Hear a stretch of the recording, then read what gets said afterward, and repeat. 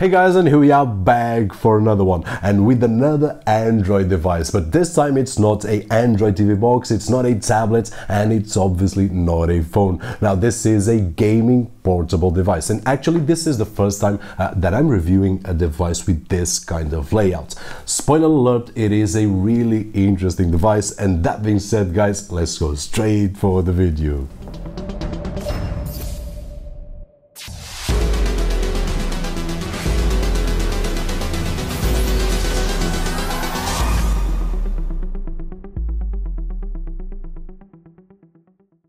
And here we are with the PlayON, a portable gamepad that features the quad-core CPU Rockchip 3288, 2GB of RAM with 32GB of flash storage with Android Kitkat 4.4.4 on a 5-inch IPS display with HD resolution. And regarding our usual and quick unboxing experience, once we open the package we will find a charger and a micro USB to USB cable, the DroidBox PlayON portable gamepad, and finally the usual documentation. Now when we look at it, first of all it feels nice on the hands, the screen can be tilted until it's horizontal and the buttons are well positioned, at least on my opinion of course. The analog sticks have this rubberized feeling that gives us a nice grip, and the buttons are made of a hard plastic and they will allow us to control the device. But of course if we need to use the screen, then we sure can. Overall the build quality is nice, nothing spectacular but also not cheap. The only complaint that I have is that this is a fingerprint magnet, but also very easy to clean up. Now the default launcher, it's pretty easy to use and it's well designed for this kind of device.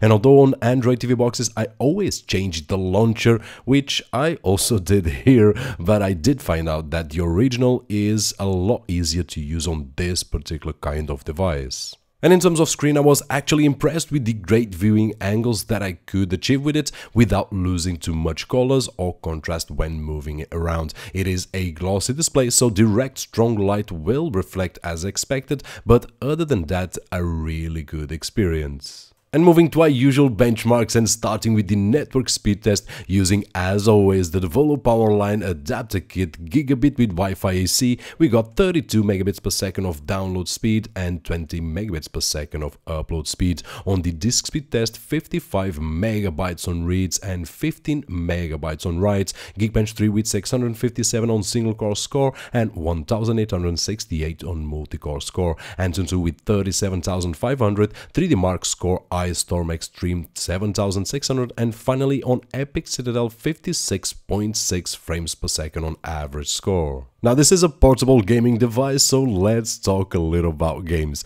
I started playing around with some emulators, which this machine comes ready with a list of hundreds of games to download, and although I did record a few on screen, it's just impossible to show the huge amount of games available.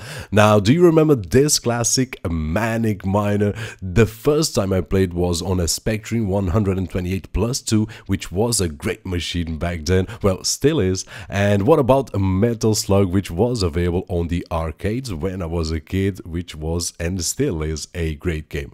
Oh well, I'm sure that those of my age can imagine what I feel when I see a game like this. But if you are younger and this type of game has no meaning for you, let's take a look at some others. So I next started to test out games on the Android platform, and for those that are familiar with these games, most of them are challenging to work with gamepads, especially because they are designed with touch gestures in mind. Nonetheless, the PlayON as a tool that we can see on screen and will allow us to customize the on-screen gestures and use the gamepad in a very friendly and easy way. And in terms of tests, I play with Sonic the Hedgehog, Respawnables, GT Racing 2, Real Racing 3D, and of course Asphalt 8 Airborn, which actually was the only game that I could not play, as we can see on screen. Now this is not a limitation on hardware, but on the firmware side or on the game side, so hopefully it will be fixed soon. But the overall experience was just great. Now the Rockchip 3288, it's not a new CPU to us here on the channel, so we were expecting the decent performance, and that's exactly what we got.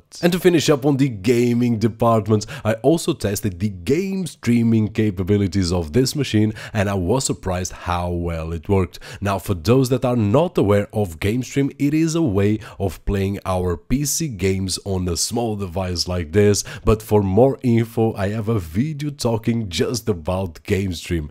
Now, in terms of results, I was able to play at 1080 with 60 frames per second, although it gets downscaled to 720 at 60 frames per second on the 5-inch screen, and the experience was just great, as we can see on screen. Have in mind that we need a strong network to have GameStream working properly, and the games tested at this moment were Gas Guzzlers, Rocket League, Grid Auto Sport, and Shadows of Mordor. And now quickly moving to Kodi, the PlayON comes with the optimized version of Kodi, which works well with all the file types that I've tested, but I also installed the latest version of Kodi and the results were the same. I could play Big Buck Buny, Tears of Steel and Sintel up to 1080 with H.264 and H.265 codecs, and all being streamed from my NAS across my network to the PlayON. And lastly, I tested the console mode by connecting a mini HDMI adapter to a HDMI cable and an OTG cable to a gamepad controller so that I could close the PlayON